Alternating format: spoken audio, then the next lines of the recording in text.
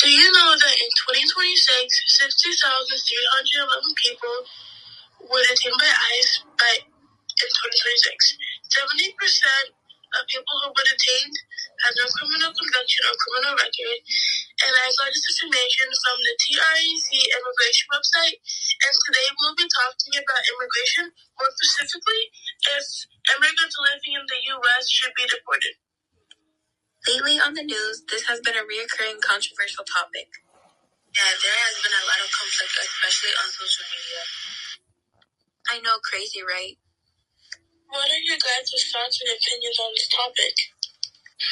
I feel like everyone disbelieves in misinformation that everyone who comes to the U.S. illegally is here to sell drugs or come here for sex trafficking. But a lot of people come here for good opportunities. For example, I know a lot of people that came to the U.S. for refugees, for the countries, or came here for better opportunities. Yeah, I agree. Many people make assumptions based on things that they could hear. But if we look deeper into statistics, immigrants who have come to the U.S. contribute and make a major impact on the economy and society. They are very hardworking people seeking better life opportunities and the better for their future. Everyone just believes and picks what they want to hear online without any factual evidence and research conducted on the background and history of immigrants and how they contribute to society. There's also the other side of opinions that believe otherwise. Many others disagree, stating that immigrants hurt the U.S. and do not belong here, and that they do not contribute to anything at all, instead use our resources given to us. I've seen a lot of people on TikTok and Instagram talking about how good it is they should get rid of all the immigrants, but they also don't see the sides of the ICE separating families and killing innocent people and how they are being humane and cruel. Aren't there certain steps to the process of deporting illegal immigrants to ensure that it is humane? Yes, there's actually a process of immigration. First, they do a removal process, which could be a notice to appear, a final administrative removal order, or a visa waiver program, etc. And they would have an accelerated removal process, which states that the immigration process may move faster, and that it can prevent you from seeing the immigration judge. But in this process, you can request that you would be released from ICE custody, and if you are removed from ICE custody, you would have to sign a paper to promise that you would appear at your court hearings. And they would also give you an ICE office appointment if you're released, and you have to go to all of them. You would also receive a notice to appear, most typically in person, and you can't receive the NTA in the mail if you do not get a notice in person. Then you would go to the first hearing, which is called the master calendar hearing, which is when you go over the charges and allegations that are against you. And if you don't attend the hearing, you can get deported back to your country. And then after that, you would get an individual calendar hearing, which is when the judge can review your documents and allow you to testify and support your application for protection or relief and why the state should let you stay. Across the world, people are leaving their homes and their countries because of hunger, violence, political repression, poverty, and a lack of economic opportunity. Many seek safety and economic opportunity in the United States, as well as other countries in the region. Criminal smuggling organizations prey on migrants.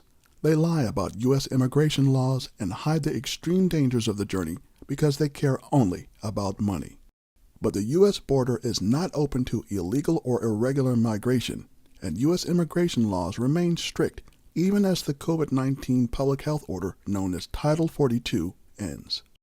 The Department of Homeland Security is simply returning to fully enforcing United States immigration laws under Title 8, placing people into removal proceedings and removing those who have no basis to remain in the United States. Unlike Title 42, Title 8 laws impose immigration and criminal consequences, including final orders of removal, deportation, a 5-year ban on re-entry, and possible criminal prosecution if you attempt to re-enter. The United States has and will continue to enforce our nation's immigration laws. The U.S. Border Patrol works every day to protect our borders using sophisticated technology, cameras, and aerial surveillance to arrest people attempting to cross the border illegally. Under Title 8, individuals and families who arrive without authorization can be subject to removal. Through expedited removal, certain non-citizens can be returned to their country of origin very quickly. Certain non-citizens may be returned to Mexico even if they are not Mexican citizens. Dozens of deportation flights take place every week. Last year, the U.S. removed or expelled more than 1.4 million people, more than any previous year. Do not put your life at risk by taking the dangerous journey only to be sent back. Many migrants don't know this and believe the lies they see on social media or hear from others. Smugglers count on that. Smugglers may not explain the dangers, that migrants are often assaulted, abused, or kidnapped for extortion by criminal cartels. Smugglers lie about the risks of death due to heat and dehydration, the dangers of drowning trying to cross the river, or the injuries that migrants could suffer falling from the border barriers. Smugglers also lie or leave out the fact that non-citizens who arrive without authorization are subject to removal from the United States. Migrants who try to illegally enter the U.S. without authorization will be arrested and processed, which means they are screened and vetted against criminal and other databases. Anyone who poses a threat will be removed as quickly as possible or detained in accordance with the law. The fact is, most non-citizens coming to our border are not eligible to remain in the United States.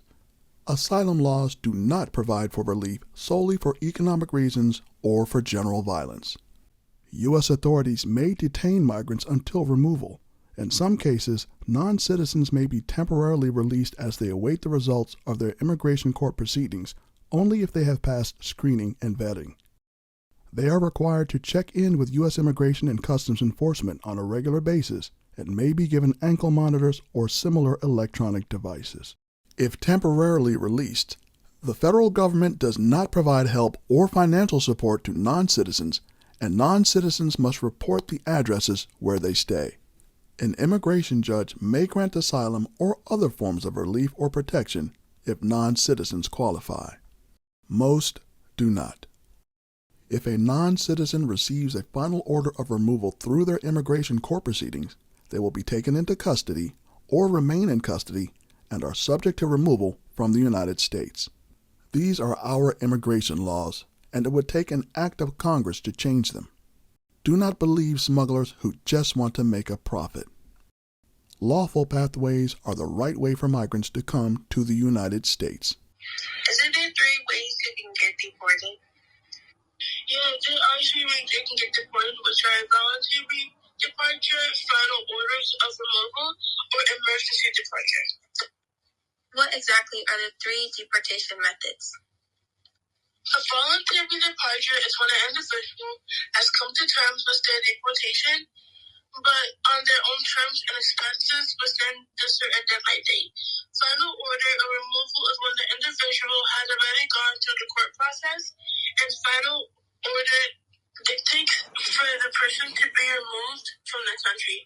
And lastly, emergency departure would be when the immigration judge allows you to leave the country on your own, avoiding a formal deportation or removal order on your record. And I got other information about the steps of deportation from the ICE portal. But doesn't ICE need a warrant before detaining you? Or if they see that you have some criminal record, or no matter if you have a traffic ticket, can they still deport you with no warrant? Yes, I should have a warrant in order to detain and deport a person following legal procedures. But especially nowadays, many ICE officers discriminate against people by how they look and ends up detaining innocent individuals. And some of these arrests have led to innocent, hardworking people losing their lives, getting hurt, and being deported for no particular reason. Wow, that's tragic. Do the ICE officers who end up doing these violent arrests get in trouble or any consequences for their actions?